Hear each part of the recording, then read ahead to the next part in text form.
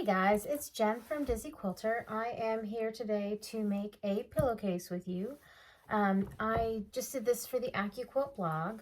So if you want measurements and stuff and diagrams and photos, go to AccuQuilt.com and find the blog page and search for 12 months of Christmas projects or holiday projects. I've been doing it every month, so this is the project for May. So I decided to make personalized pillowcases for my mom. A little background on the project is that every month for this year, I am doing a project with AccuQuilt to fill up a Santa stocking. I'm tired of rushing around in November, December trying to make personalized gifts, so I thought if I did one every month, at the end of the year, I'd have a filled Christmas stocking, and I thought that would be fun. Of course, I'm only doing it for one, maybe two people, but just taking it easy. So I found this K-Facet fabric that I've had for a while. I think I got it in an estate sale, and I decided to make it would make lovely pillowcases. So you're going to need about 3/4 yard of fabric for the body of the pillowcase, and that is if your fabric is 44 inches wide. If your fabric is narrower, you're going to need more like 1.5 yards. You're also going to need cuff fabric and fabric for the trim. They can all be the same if you want. I like using lots of fabrics. I'm a scrappy quilter. And then we've got the letters that are fused on, and I actually use the same fabric as the body. Because I had some left, and also because I kind of like pulling the print over to the contrast cuff. I like that look. All right, so we're going to use 2 dies for this project today. We are going to use the 1.5 inch strip cutter board, but we only need one 1.5 inch strip. So we're going to cut a 2 inch by width of fabric piece and lay it on our die board and cut it to 1.5 inches and set that aside. Then we are going to cut from our body fabric 27 inches by 43 inch rectangle. It can be tough. This is one of the few things that I use the lines on my cutting board for. And also we're going to cut a cuff that is 11 inches by width the fabric for 43 inches. We want 43 inch width. My pillowcase is actually a little shorter because this fabric was pre-washed by whoever owned it first, and it didn't measure that wide. So you have a little bit of wiggle room in there. It also depends on how fluffy your pillows are. So our next step is we're going to take our really beat up looking piece of fabric trim at this point, fold it in half and press it because we want it to, as if we're making just a binding strip. Then we are going to want to take our cuff and we're going to want to fold it in half and press. Okay, let's do this way where my press lines are. Fold it in half and press, and then fold it this way and press, so that you give yourself a grid like a quarter. Divide it into quarters. There we go. Words are hard sometimes, y'all. And on the AccuQuilt website, I have a diagram to help you decide which quadrant of the cuff the letters go onto and which direction. I'm going to show you a secret, because on blogs, everything always looks beautiful and perfect. And on Instagram, and I want everybody to think I'm an expert, but sometimes we make mistakes. So this first pillowcase has the letters inside out and upside down. So these were actually appliqué to the outside and then stitched down so you can see the stitching inside the cuff. This is not ideal, so I made a mistake, and I drew the diagram to help me figure it out for the second one that I made, or that I'm making now, so that we'll have one that's perfect. But if you make a mistake, honestly, who is going to care anyways that this is in here? So certainly my mom won't, because she's nice. But it is a little confusing. The technique is not, my brain is not fully there yet. So, all right, I've cut my letters out, and I like using Misty Fuse Fusible.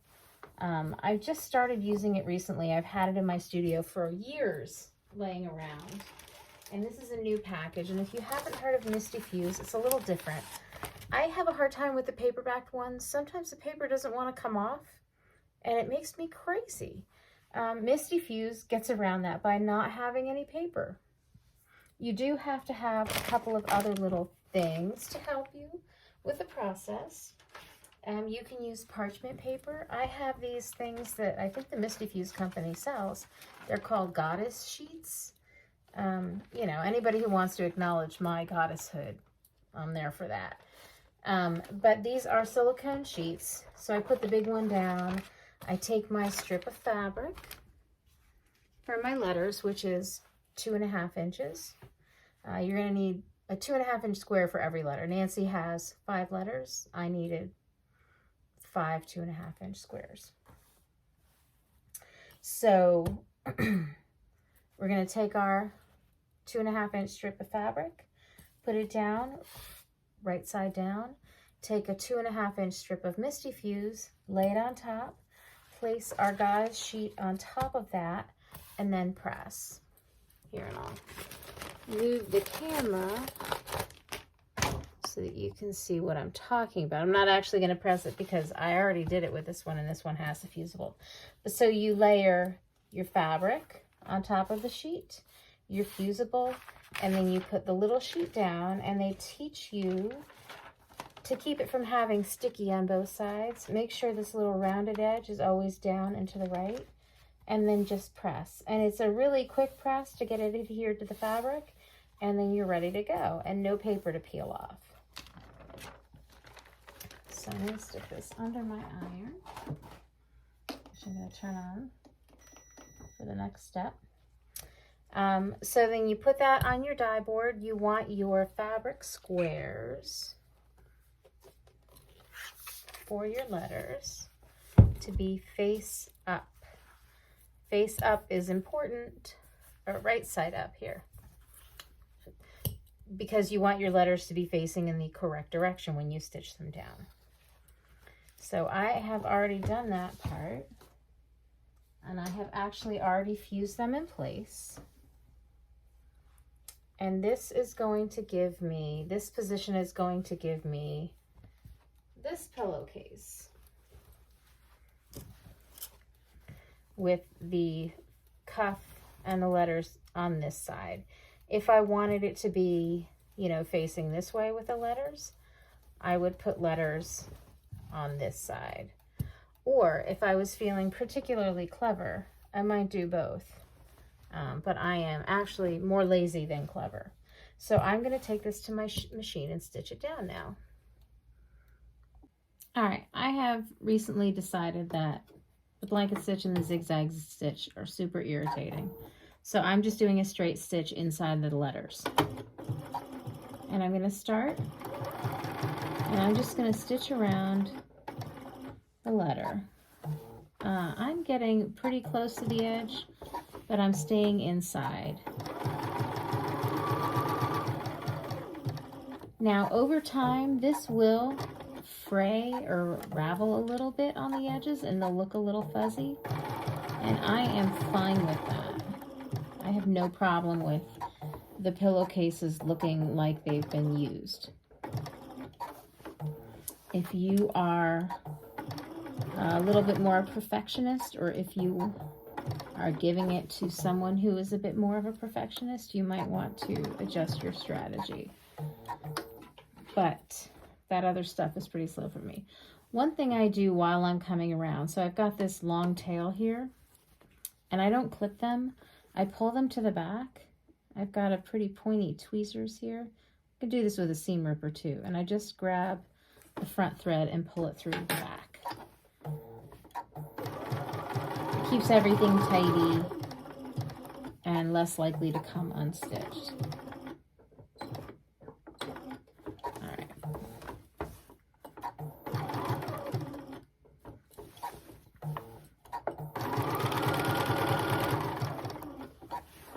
And I've got a fancy pants machine with a knee lift. That's why things are going up without me touching anything. once you have a knee lift machine, it is very difficult to go back.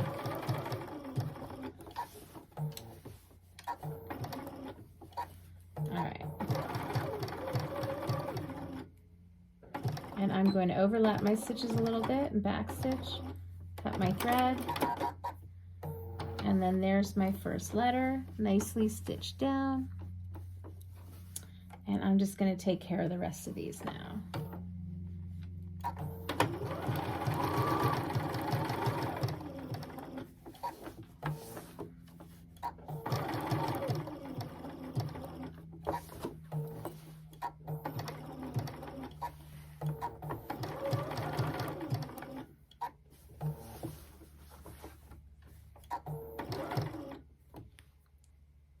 One thing I do with these letters like A, where there's like this little skinny thing and I'd have to double back, I'm just going to come up by a stitch or two, stitch around that inner triangle,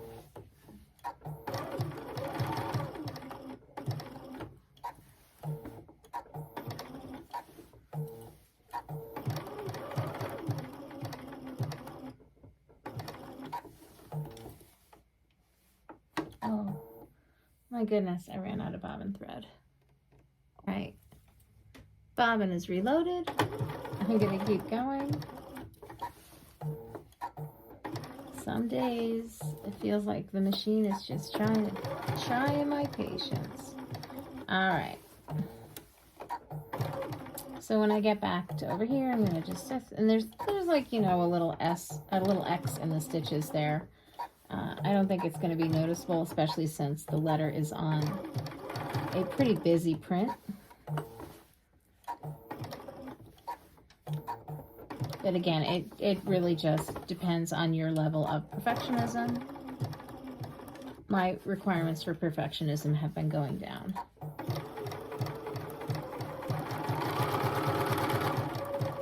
I'm trying to lean into enjoying my sewing, not belittling myself for mistakes. All right.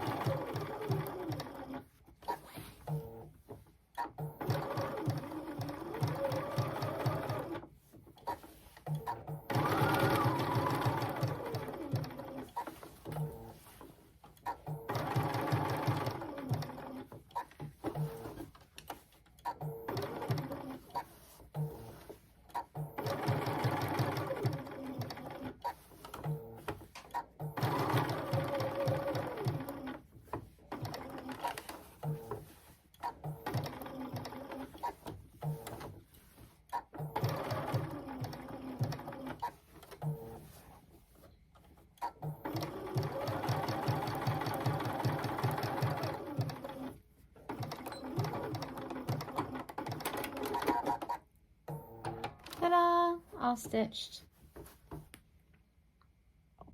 Okay, this is the part where I think it can get a little confusing. So I've got my cuff, and I've got my cuff right side up. I want to put my trim piece along the top edge of the cuff, line up the raw edges. And then I'm going to take the body of my pillowcase and line up the raw edges with that. And I'm going to pin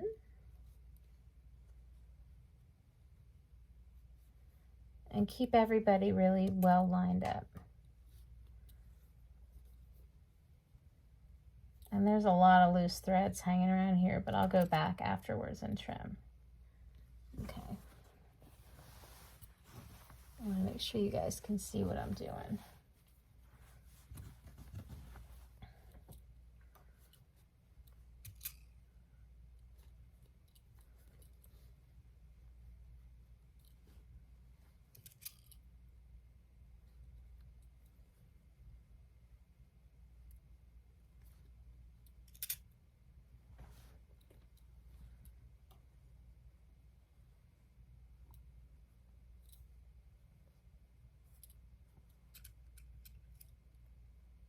All right, so I'm about halfway around, and I'm going to go to the end here and line these up and then go back towards the middle just to make sure my ends stay lined up. Sometimes things scooch around a little bit, and if there's any bulk, I'd rather work it out in the middle than have a pucker at the end.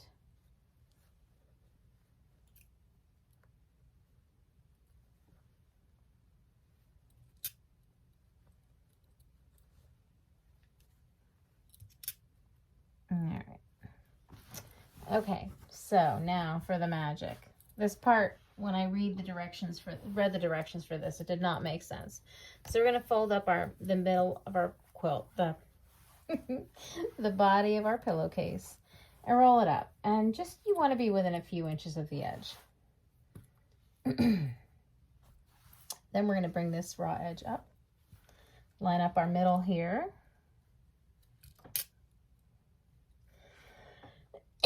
Excuse me. It is dusty in my studio. I cannot imagine why. All right. Also springtime, and I think the oak trees are doing their magic. Okay, I'm going to start at this end, and I'm going to pin. And I do want to pin this more closely than I pinned the last row. And as I get to one of the pins that I put on the first time, I'm going to take it out and repin it so that everything is secure, all three, or however many layers. There's a lot of layers. I want them all staying where I put them as they go under my sewing machine. All right. So I'm going to do the same thing here. I'm going to start from this end, and I'm going to pin towards the middle. You might hear this referred to as the burrito method, because everything is rolled up in the middle. It's a really clever way of hiding the raw edges, because this is something that's going to get used and run in the wash. You really don't want raw edges that will come unraveled in the wash. The other way to do it is with a serger, but I don't have one of those, shockingly.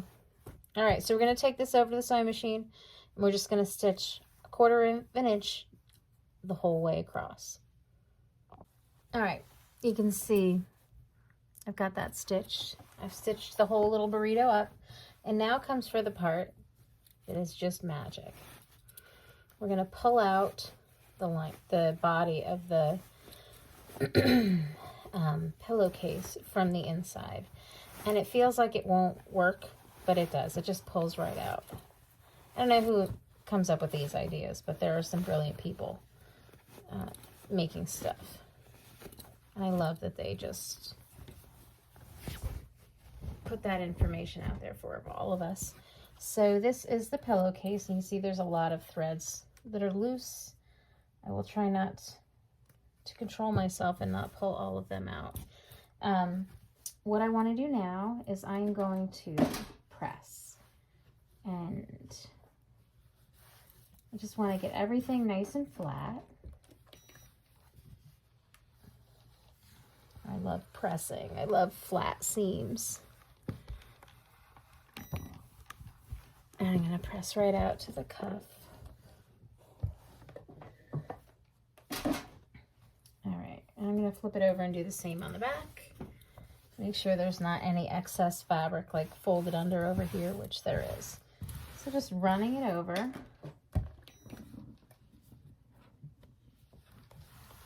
Try to corral all these loose threads. So I'm going to trim up the threads, and then I'm going to do a row of top stitching. And the top stitching, totally optional. It just, it's going to hold the seams in place a little bit more firmly. So I'm going to do a row about 1/8 of an inch here on either side of this seam. So one row here and one row on the trim. But first I'm going to clean up all these threads. So what do I mean when I say a row of top stitching 1/8 of an inch away? Probably less than that, actually. I am going to line my 1/4 inch presser foot up with this edge, and I am just going to, and this is hard to do because I'm holding the camera with my hand and it's sticking. So I'm gonna scoot it up. Sometimes it takes a bit to get it going because there's so much bulk there. All right, now it'll go. And I'm just gonna keep this seam right in there, and I'm gonna stitch the rest of the way down, and then I'm gonna repeat it for this side. I'm not gonna do it with the camera because that's too hard. All right, I've done a couple rows of top stitching along the trim and the edge of the cuff. Now I'm gonna assemble the pillowcase because right now it's just a very large rectangle. So what we're gonna do is fold it right sides together and grab our pins and just pin the right sides together and then stitch around it using a 1/4 inch seam allowance.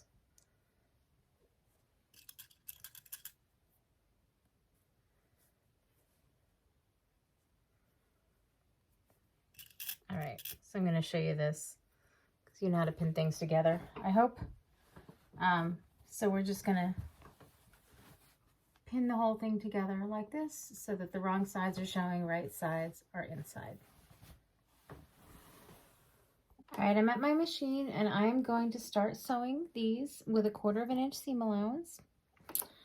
I don't know if you can tell, I've started a little bit below the edge because I've got my thread tails, and what I'm going to do is sew 3 stitches forward. I'm going to reverse right back to the edge, and then I'm going to go forward all the way around. And what this is doing is just kind of making sure that when I trim off these loose threads that they are contained, not hanging out of the pillowcase.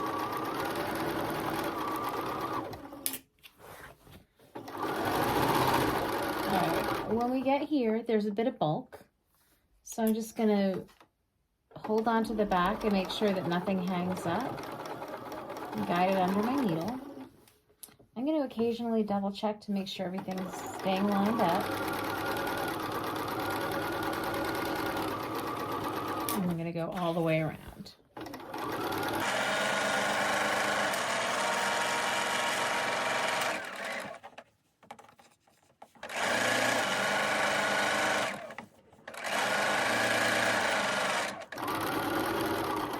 When I get to the end, I'm going to sew right up to here on my machine. This is also a 1/4 inch from the needle. It is totally okay to sew off and then start again on the other side, but I'm just going to leave my needle down, lift my presser foot, turn, and put my needle presser foot back down, and then continue stitching.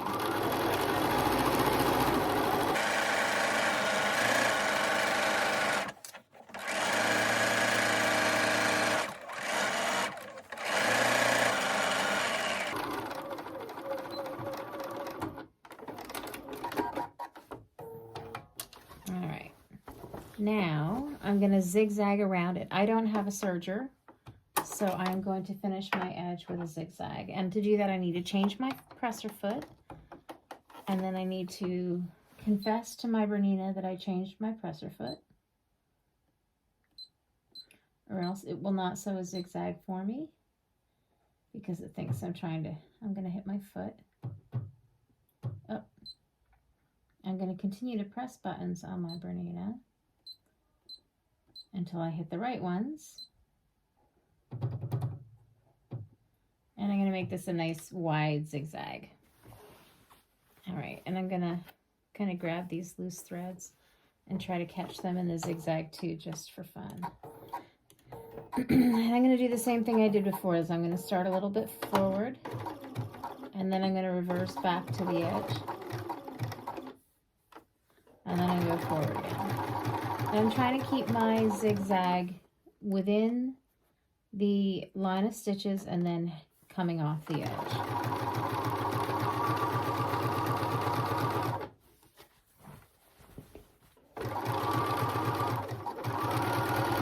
And you can see that this kind of looks like a serged edge. There's a little bit of fuzz on it because this fabric ravels real bad. But it's going to be great. And this will make it a little bit more machine washable.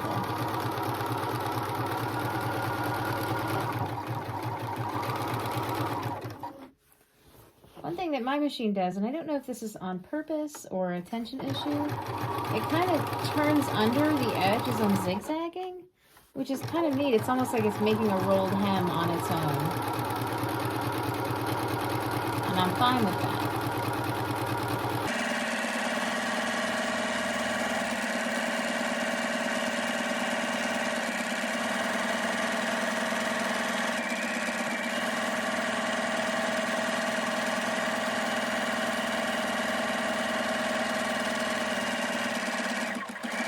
When I get to the corner here, I'm going to stop with my needle inside the fabric, turn, and keep going.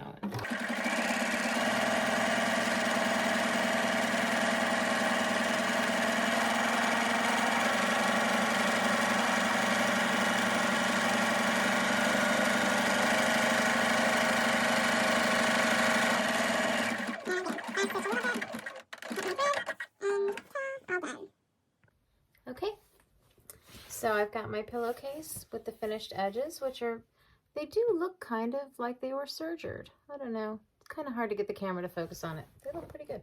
You'll have to trust me. I'm going to turn this inside out, or right side out.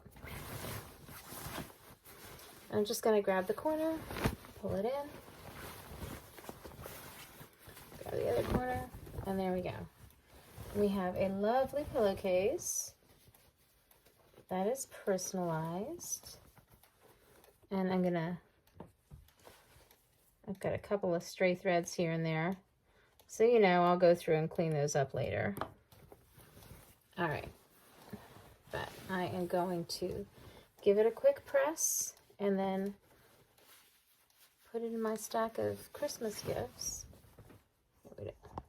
Focus more on the, you don't need to look at me so much. All right, so I'm just going to try to roll the seam out so that there's more, you know, that it's really out when I press it.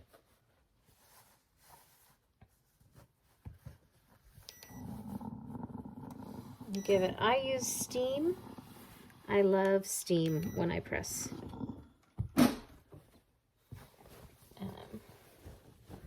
I think steam helps my fabric cooperate. I know some people don't. Even some people in the AccuQuilt don't like steam. And that's cool. We all get to quilt the way that we like to quilt. So if you're a steamer, great. And if you're not, it's fine too. So there's my finished pillowcase, which I think is lovely. And I think will be quite well received. So do you think you're ready to go and make some? And I actually, now I'm noticing that I have two going the same way. So I may take one of them and add the name to the other side so that they can both be on the bed you know, going on either side, or it doesn't, you know, it really doesn't matter that much. So, but they are lovely, and I hope you enjoy making your own personalized pillowcases. If you do social media, give me a shout out and tag me. I love seeing what people make with my projects. I'm at Jen Strouser on Instagram, and you can find more of my stuff on my blog at dizzyquilter.com. Bye.